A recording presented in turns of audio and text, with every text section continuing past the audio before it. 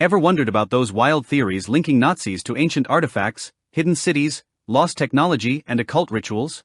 Buckle up, because we're diving deep into the bizarre world of Nazi occultism and their obsession with forbidden archaeology. This is a journey into secret societies, ancient texts, and the question, how the heck did they do all this? We all learned about history in school, but what if the official story is just a cover-up for something far more sinister? What if the leaders of one of the most evil regimes in the 20th century weren't just cruel dictators but were obsessed with ancient myths, desperately trying to resurrect a mythical past?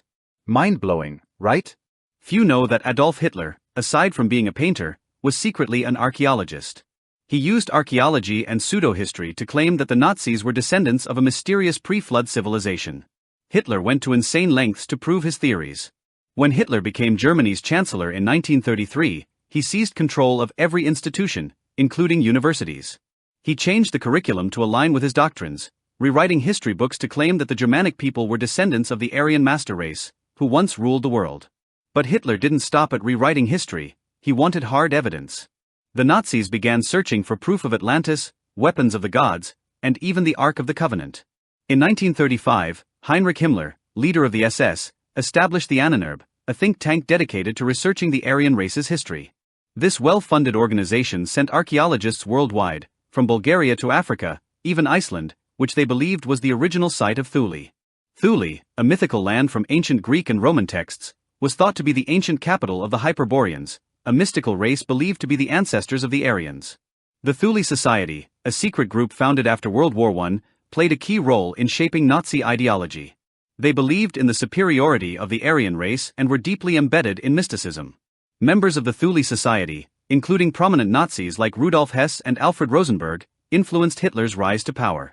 The Society's focus was discovering the origins of the Aryan race, and they even sent expeditions to Iceland in 1938 to find lost temples dedicated to Norse gods like Thor and Odin. But the Nazis didn't stop at Thule. They also sought out ancient artifacts like the Mythos stele, a mysterious relic allegedly found in 1935. This massive steel slab was carved with alien-like symbols and depicted a six-armed deity holding power orbs. Its origins and current location remain unknown, adding to its mystique. The Nazis' obsession with ancient myths wasn't just about proving their racial theories, it was also about power. They believed that controlling these ancient artifacts and knowledge would give them an edge in their quest for global domination. This led them to explore everything from the Holy Grail to the Spear of Destiny, a relic believed to have pierced Christ's side during the crucifixion. Legend has it that whoever possesses the Spear of Destiny can conquer the world. Hitler allegedly took the spear from Vienna in 1938 and kept it in his Berlin headquarters until his death in 1945. The Nazis also looted art and treasures across Europe, stealing an estimated 20% of the continent's art. They hid their plunder in salt mines and secret repositories, some of which remain undiscovered to this day. In 2022, a treasure map released by the Dutch National Archives sparked a frenzy among treasure hunters, though the loot has yet to be found. But the Nazis' interests weren't limited to tangible artifacts. They also delved into the occult, investigating witchcraft and pagan rituals. Himmler even established a special branch of the SS called the Hexenkartell to study witch trials, using them to paint the Catholic Church in a negative light.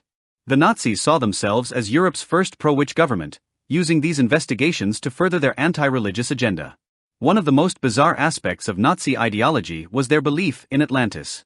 Hitler and his inner circle were convinced that the Aryans were descendants of this lost civilization. They funded expeditions and research to prove this theory, even though it had no basis in historical fact. This obsession with Atlantis and other ancient myths reveals the depth of their delusions and the lengths they were willing to go to justify their ideology. The Nazis' fascination with the occult and ancient artifacts is a dark and twisted chapter in history. It shows how a regime driven by hatred and pseudoscience could manipulate myths and legends to fuel their destructive agenda. From the Spear of Destiny to the lost treasures of Europe, the Nazis' quest for power and dominance remains one of the most chilling examples of how history and myth can be twisted for evil purposes.